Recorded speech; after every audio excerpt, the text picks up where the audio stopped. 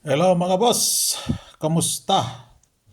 So ayan, naka-hits tayo sa Perska na last 2.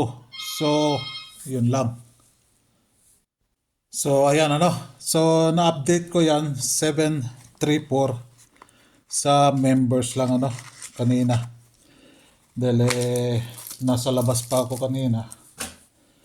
In-update ko lang sila sa 734. 734 is target yan sila dahil meron silang binigay ko sa kanila 3-4 na last 2 3-4 na last 2, so makaka-target talaga sila. So 9 p.m. tayo, so 9 p.m. tayo so ayan, nakalagay dyan target members 734. So focus tayo dito sa last 2 na to, yung ibabalik ta rin nyo lang. Yan, kung maglalasto kayo, dito na kayo or sa 1-7. Meron naman doon 1 or 7 yung last 2 natin. Or ayaw nyo, andyan nag-aabang si ending 8. So meron tayong dito 361, 561.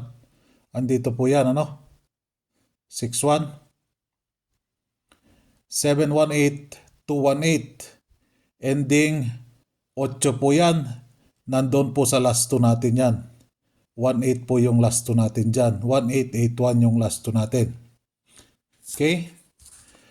305, 205. Saan ba kinuha yan? Ito po baliktarin nyo lang sa last 2. 0550. Yan po. Ganyan po tayo kumukuha ng probables. Basehan natin sa last 2. Malaki ang chances natin manalo pag last 2 ang ibabase natin. So dami pa rin nag-cry dyan So pumasok talaga si Perska. Dito naman sa probables natin na binigay ko for today, March 7, yan lang nakaitim dyan ang pwede dyan kung kusonada ninyo yan. Yan ang pwede dyan.